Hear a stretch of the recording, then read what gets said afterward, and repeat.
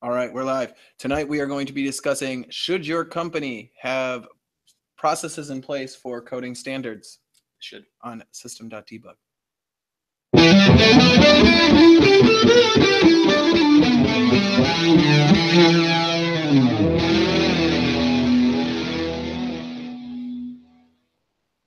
Can I just say yes and be end of episode? I don't think that would be fair to RJ. I don't think that would be fair either. He The was, truth is I don't know. That's why I'm looking forward to this podcast myself. well, I think RJ has a couple of opinions. But first, we got to get some things out of the way. For Yes. those of you who attended Forcelandia last week, awesome time. Had so many fantastic speakers. One in particular session that really kind of gave me an excitement about Apex was done by Kevin Portman. RJ discovered my tweet. Anyway, so it was by Kevin Portman, and he actually created a library that's available out on GitHub that handles promises in Apex. So I thought that was really, really neat to see asynchronous actions being taken inside of Apex. Yeah, that's pretty rad. Using the queuable component. So that was last week. For those of you who attended, you probably collected your Legos. Those were really neat. Next week is Midwest Dreamin' and Witness Success. And also, we are really, really gearing up and getting closer to Dreamforce 17. So for those of you who did get sessions and spots to do sessions, congratulations. And for those of you who did not, maybe next time. Maybe. I didn't submit, so I mean, I didn't get one. I submitted, but I didn't get one either. But that's fine because, man, there's a whole lot of pressure that goes with that.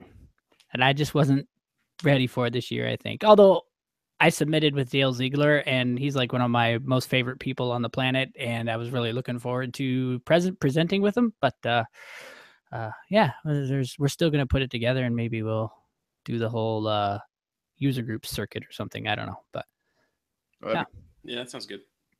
Yeah. So without further ado, yeah, Ryan, I'm waiting. You wrote a blog earlier this Yeah. week, correct? You released it. You were all excited on Twitter. It was Well, your first, I wasn't all that excited, but yeah, I did release one about coding standards because I made a few statements on Twitter a week or two ago, just in the interest of having fun and talking about it. And it was about the cuddled else's, if you know what I'm talking about, where your curly braces go around if statements. And I was kind of, I guess, I personally wasn't called pedantic, but the concern over such things was pedantic. And I'm like, yeah, I get it, but it's fun to talk about. But for me, I have very strong feelings. So someone define pedantic. It means you're really nitpicky about details that are potentially, at the end of the day, not all that important to anybody else. It's going to make a how did you get through high school joke, but no, that's just going to be an overuse of a new word. Yeah, your existence is pedantic. Yeah, I titled that talk like by pedantic antics, and it was just really, it just came from a place of like I see a lot of code where, you know, for one line if thens people aren't using braces and stuff, and I always have to read it twice, and half the time I even ask myself, oh my god, can you really do that? Does that actually compile? Because it just looks so weird. And for me, in my old eyes, perhaps it's easily missed when I'm debugging code. So I'm as a consultant, I inherit a lot of code, right? It's not just my code or anything. I inherit and I see a lot of code and in multiple different orgs. And perhaps if it was one same org all the time, I'd kind of get used to it, but it's different. So everywhere I go, I wind up missing things all the time. If their else's are on different lines, it just, oh, that looks weird because I'm not used to looking at that. And I do stumble. Now, I was hearing RJ Tark earlier, you know, add up all the seconds, you might be behind by 5 minutes at the end of a year or whatever. But for me, I'm a lot slower than that. So kudos to you. Now I have no argument.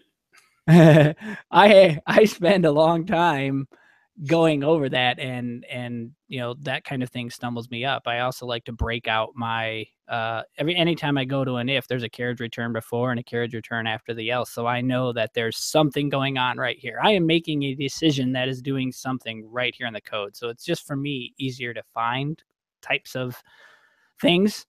And so it just got me wondering. I'm like, well, are there companies, because I don't know, But I've heard it talked about. Do you have a style guide? Do you have a preferred coding standard that you want everybody to follow? And for me, I'm seeing advantages to where if I inherited Oregon, everybody coded to the same style and the same set of standards, it'd be easier to digest.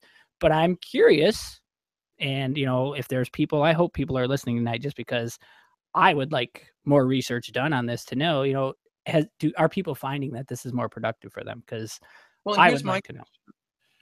So say your company has a standard practice in place, right? Now, obviously that's going to be internal. That's not something that you're posting, and it's not like a World Wide Web consortium. I mean, you could post it if you wanted fair to, enough. But yeah.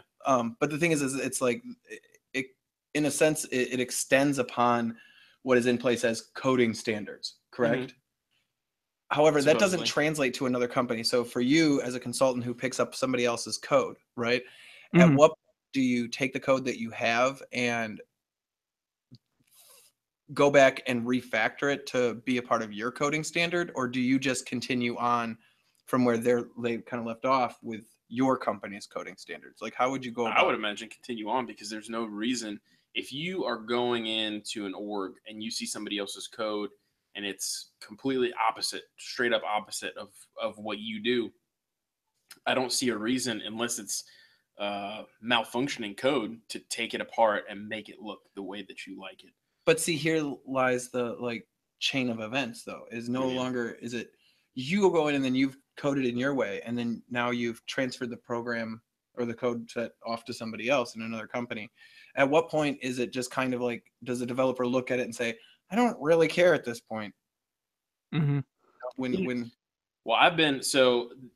let me just throw my 2 cents in the time that I've been around and coding and developing, right? A lot of people that I've worked with have noticed that I'm like, I don't know what you would call it, essentially a chameleon. So I go in there, and if somebody else's code is else's on, not non-cuddled else's or whatever you want to call them, I'll code that way in that to maintain consistency within the piece. Okay. You see what I'm saying? So like when I worked at the last place I worked at, my buddy Chad was like, yeah, man, just bring this guy on. I got on with them. And then I just adopted their coding style. So if they were using really strict rules as far as like, oh, well, you got to do like 2 line breaks before an if, and then you got to do this, and you got to do that. I forget what it was, but if they had really strict, I would just pick up whatever they were doing inside there, using regions because it was Visual Studio and C#, things like that, block and code out in that way. You just pick it up and you take it and you maintain consistency. That's what I would do personally. And I totally agree with that. If you read PEP 8, so I don't know if you're familiar with the Python world at all, but there are all of these little proposals and stuff that people write about how you should do X, Y, and Z. And PEP 8 is the one that deals strictly with style. And, so it provides guidelines. And I quoted it verbatim in my blog about, okay, when's it okay to break these things? And to your point is, if you're in code that you're not editing or anything, just leave it be. Right now, if you have to go in there, you have 2 options. Then at that point, you can kind of make it more to what you're used to seeing and bring it up to the coding style spec, or you can just stick with whatever style they went inside of that class. So if this class, for whatever reason, has non-cuddled else's, stick with the same standard, but don't start mixing them, because that gets really, crazy on the eyes and things like that. So there are 2 schools of thought. For me, I guess it depends on how much I'm editing. Am I just changing a line? Yeah, then I'll probably just stick with the style or that they used before. But if it's something where it's like, yeah, I am in this class and I am refactoring it or whatever, or maybe I'm even rewriting it, then I'm absolutely going to move it up to the style that I would prefer to see moving forward. But that brings up another point, and that is without that coding standard in place, if you're in a larger organization with a team of people, if I bring it up to my style, that may be different from RJ's style. So now you can see this class RJ wrote, because he doesn't do cuddled else's, but Ryan wrote this one, so there's cuddled else's, and now it's all different. And somebody else coming in is like, well, what am I supposed to follow, this one or that one? You know what I mean? I think having that one standard way is useful for everybody. And I But guess is like, it necessary? I don't know. No, probably but that not. kind of brings up like my next question of strictness, right? Mhm. Because obviously you don't want to like completely constrict the developer's mindset as to these are the only tools that I have truly available to me because this is how they expect things to be done, correct? Yeah. Mhm. Yet at the same time, you do need standards in place that say, you know, I know we always talk about the if else and the cuddled else's and everything like that, and there's much more Much to more. syntax and standards than Yeah. just that, Single line ifs. you know. Well, Ternaries. and it's funny because it always comes down to the Ternaries and ifs. ternaries. But even that, like, you know, whether you're doing object-based functions, you know what I'm saying, like, or where you're declaring your functions, how you're like, do you declare your functions all as variables, or, you know, obviously you're going to have your best practice situations for that. But bringing it back to the question is how strict do you feel a company should be in their standards, or is it relevant to how long the company or how big the company is?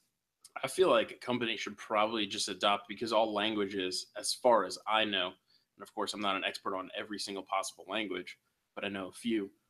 Every language that I've ever dealt with and coded in has some sort of essentially best practices for what you're supposed to do, camel casing, how to do that, function names, um, variable names, like just But naming is another standard entirely. well, I'm just saying the whole style as a whole throughout languages usually have some form, like Ryan was talking about, like Pep 8. They usually have some form of blanket, like, this is how you should do this, you know? Mhm. Like, I know Ruby, for a fact, has its own style guides. I know we were just talking about Python, Pep 8. They have style guides, and uh, I think it would help a company out if because nobody works at any company forever, you know. Even people that I know that have worked at IBM for a bazillion years, they still eventually leave. So you're never somewhere forever. It's impossible. So why not have this thing that goes above and beyond company level and goes language level, and then you say, oh wait, we're a JavaScript shop, we're a Node shop, we're a Python shop. We adhere to No, and I get what you're saying, yeah. definitely, but So it's to the sake of like what we're scoped one scoping it level. to, Yeah. do you know what I'm saying? Like, Mm-hmm. Yeah, you're saying how strict should a company adhere to it once they get it? So, well, I only did it this one place. I think that probably has a lot to do with, like you said, the size of the company, the age of the code, maybe the pulse of the developers. So, like, if you have a developer that, yeah, so he's not using cuddled else's right now, right? But he is just cranking out the code. Or you have another developer that, man, she's just rocking it, but she's perhaps naming her methods differently than you want. Now, method naming for me is a big one, but I'm just using that as an example because that's how I think on my feet, which isn't very well. Um, I think you don't want to restrict them to the point where you're actually slowing them down, particularly if it's something you can do on a code review level. But I'm also so flexibility. considering, yeah, but I'm also approaching coding style, and this is where I fall apart completely because I'm not like a Martin Fowler gang of four, restrict to this pattern, this pattern, this pattern, and programming and things like that. But um, actual architecture standards. Like we always will call a helper class in our Lightning components, or we will always have a service layer that we call rather than doing everything right inside of, you know, an extension or whatever and things like that, where some places will do it all in line, some places won't, some places will use that trigger handler factory and things like that. Other places won't. So All our JavaScript goes in a JavaScript file. You don't put it on the HTML page, or you don't put it on the dot page, or like it's always set. So some of those standards in place, It goes where it goes. yeah, can And definitely nowhere else. help organize the code. yeah, yeah, and so those are the things I'm certainly advocating. Now, granted, the style is indeed pedantic, and I will absolutely admit it. And I own that that's my hang up. But I do feel having things styled in a consistent manner is a lot easier to handle than, wow, this developer is always using ternaries to make these decisions, and this developer is, you know, everything on one line if they can possibly do it all on one line, and obfuscated Perl or what, you know what I'm saying? So I guess to an extent, I would like to hear, because I live on an island. Really, it's just me doing the development, and sometimes I have to absorb into other teams, so I do adopt their style. And I always ask, do you have a certain way? Do you do cuddled else's? Do you not? Um, but I would like to know if there are listeners out there that work for larger teams and companies, if they have them, and to your point, how closely are they adhered to? How strict are they? Do they find that it helps or hinders? These are just things that I would like to know. I've lived on an island for the past 15 years for the most part of my consulting career. It's just been, I handled it all from project management through code execution implementation 9 times out of 10. So these are questions I don't have the answers to. Does it matter at the end? Because that, they ask, hey, does that really matter at the end of the day? And the obvious question or answer is no, not really. Does the code work? Yeah. Is it functional? Yeah. Can you read it and maintain it? Yeah.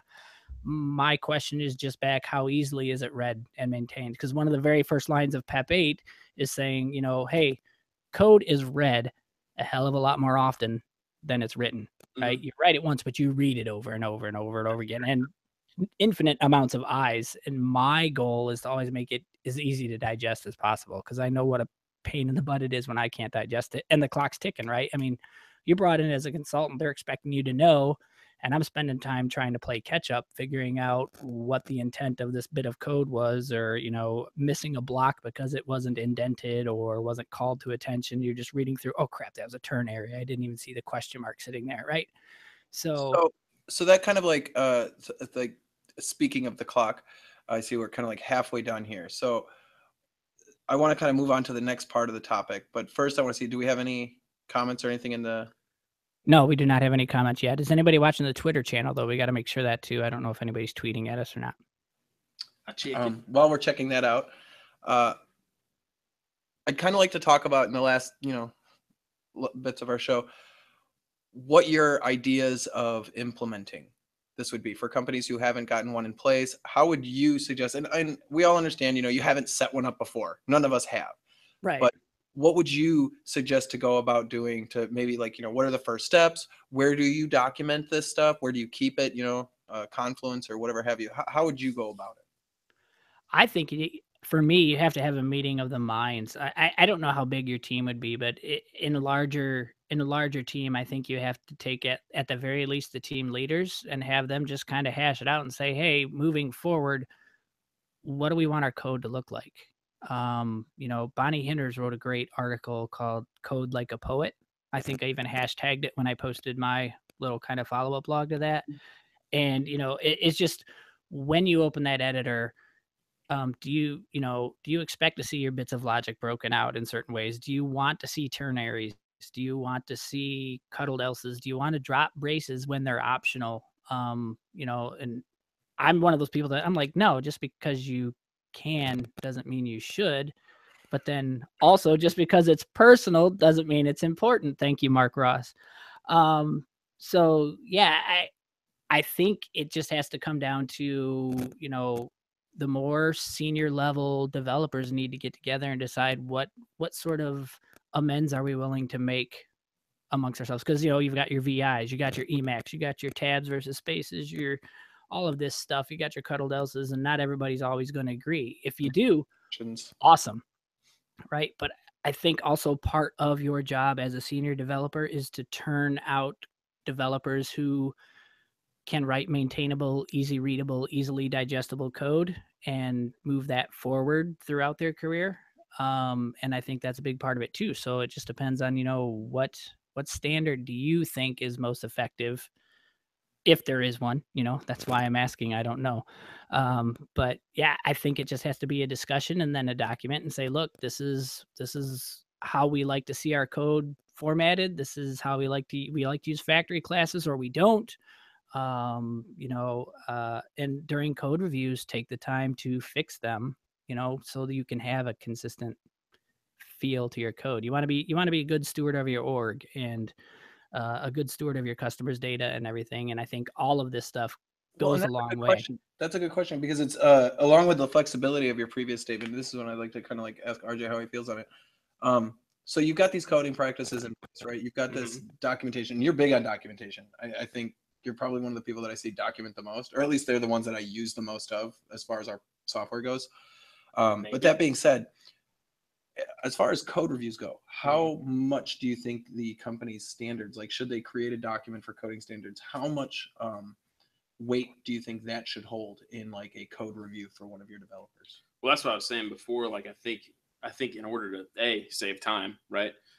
So you have all these developers, they are paid boatloads of money per hour, or maybe not, I don't know, but you're paying them money every single hour that they're there. You're paying them money. So do you pay them to essentially sit down, especially your lead devs? Do you pay them to sit down, your most expensive devs, sit in a room and hash out something that probably, if I were a betting man, I would say almost definitely other way more experienced developers have already hashed out in the language itself. They've said, like, again, Pep 8, I'm just going to keep saying this. Whoever was sitting down at that table discussing this and building this document is definitely way smarter than I am. Even if I was a Python pro, definitely way smarter than I am. So why not just take what's already there? Why reinvent the wheel? That's number one.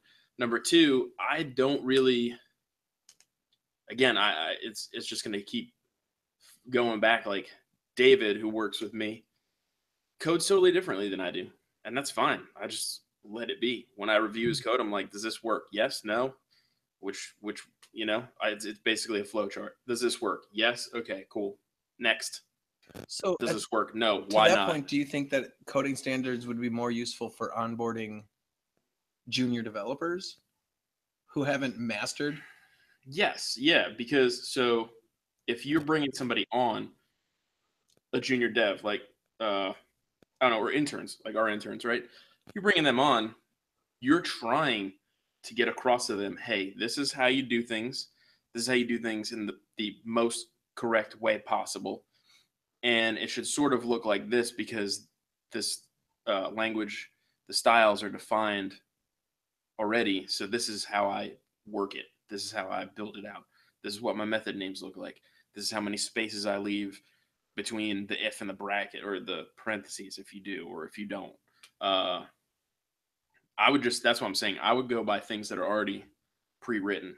So I'm not just going to jump out and say, oh, hey, let me just go spend 14 hours redefining my style guide. And I know I'm definitely against the grain in this episode because that was the whole topic of the episode is, hey, do companies have style guides? But yeah, I feel like it's, to me personally, going against a document like Pep 8 is goofy because now you're just reinventing the wheel. And then when those people leave, if they go to another Python shop, if you're a Python shop, they go to another Python shop, the people at that Python shop most likely are going to say, where the hell did you learn this? Like, why are you doing this? Why do you have 500 spaces between your if and your very first statement in the if? Yeah. You know? Yeah, and I don't mean to suggest that people look at the standard and then write their own. Obviously not. You know, to your point, the people who wrote Pep 8, I mean, Guido van Rossum is a hell of a lot smarter than I will ever hope to be ever, right? And you know, if he says, you know, tabs versus spaces or whatever, you know, I will likely follow that if that's what they're saying the best practices. But I do know of the little variations where cuddled else's are not. You know, a lot of style guides aren't that specific. I don't know if you even need to get that specific. At the end of the day, no, the code still functions, pardon me, and it's readable, etc.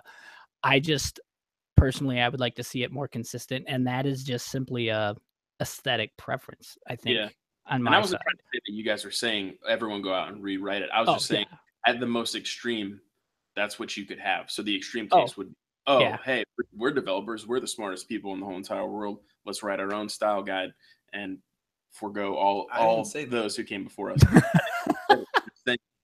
From this conversation, that could be taken as the most extreme. Yeah, I could totally see somebody reading it that way. The one thing, I mean, that was one of the first questions I asked when I came into the Salesforce community. I'm like, hey, is there an established style guide for Apex code? And I don't think anybody was able to produce one. Now, I think I have since seen a couple of links where people said, hey, this is kind of what we use. I would love to be able to find that again. It feels very Java. Yeah, I would probably. It does. Yeah. It does, and so that's kind of what I've been following all along. Being a Java person way back since 2000 or whatever, at first I started with my curly braces on their own line and things like that to help me line them up. But then I eventually started going the route of, curly braces on the same line, etc. And that's just kind of carried over into my Apex because of the similarities. But, a lot of us are new to this level of JavaScript. In my day, JavaScript was simply document, get element, by ID dot whatever, and now we're doing some actually next level cool stuff with JavaScript. And, a lot of us are new to that. I would like to see, is there a style guide for the JavaScript side of the Lightning components, right? That would be really cool. I would like to know these things so that I am doing it the way everybody expects to see it done. Now, maybe people aren't expecting to see it done a certain way. Then the question is, should they? And I feel like, yeah, you've got all these people that, maybe not all of us grasp JavaScript to the level that, some of the other folks who are writing JavaScript do. Like me, there's still stuff that I don't get. I'm like, how does that, you're not sending anything in that method, but because I named it in whatever's it's doing, I have it, it's a hard example, but I'm like, how the hell did that get there? You have people that at that level, and I think if everything and everybody's doing it the same way, perhaps it'll be easier to digest at the end of the day. I don't know, but I like that's usually the first question I ask is like, what does this code look like if I'm new to it? What are people expecting to see? And I personally think, coming into a new company, I'm helping out potentially another contracting firm here soon, and I want to make sure I'm adopting their standards because I don't want to go all cowboy. If they're used to seeing it one way, I want to make sure I'm writing it that way. So my first question is, hey, what are your coding standards? Or do you have any? It doesn't mean I won't help them come up with them if they want. I would just go look at whatever everybody else is doing and just kind of adopt it from there. But I think having it in a central document place so you can onboard people. Yes, we use Cuddled Elses. Great, thanks. Yes, we use factory classes for all of this, that, and the other thing. Great. So that's just where I stand. I would like to know what other people are doing, and perhaps bits and pieces of that is pedantic, but I think at the end of the day, it's maintainable and readable, and for me, readability counts 100%. So. Well, we want to hear from everybody who is watching this episode or listening to this episode. Please comment below. Is it pedantic? Is it not pedantic? How do you feel? Should companies have standards? And does your company have standards in place? If so, how do they handle those? Do they follow community guidelines, community style? Yeah. So remember, I can almost guarantee everybody uses that as a base, right? Yeah. If the language has one, yeah. But yeah, you never know. You never know. So if you're new to the show, please remember to subscribe, and we will be back in 2 weeks with a new topic. Haven't decided on one yet, but we do have a couple of things that we are picking through. So one of which is security in your Salesforce org. So if you want to hear about that, let us know, and we'll push that one up to the top. How secure is your Salesforce org? Or if you want to hear about something else, let us know. Yeah. I did get a request from somebody in my circle the other day. I can't remember if I emailed you all about it, but it was just more of, and it's kind of what we did in our first episode, I think, a little bit, but let's revisit how you get started. I'm an admin and I want to start coding. Suggested follows on, Twitter, suggested forums, suggested trails, etc. I'm starting to get more of those questions. So only in like Apex, or are they Salesforce? Just Salesforce in general. Yeah, so I'm a Salesforce admin. I want to make the transition, whether it's triggers, Apex, eventually ultimately ending in Lightning. I think this one in particular will have to be Lightning because they're producing a end user experience in Lightning. And so, just let's be brainstorming that. So we'll be looking for all this stuff. Remember, subscribe, like the video if you enjoyed it, and everybody have a great couple of weeks. We'll see you soon. All righty.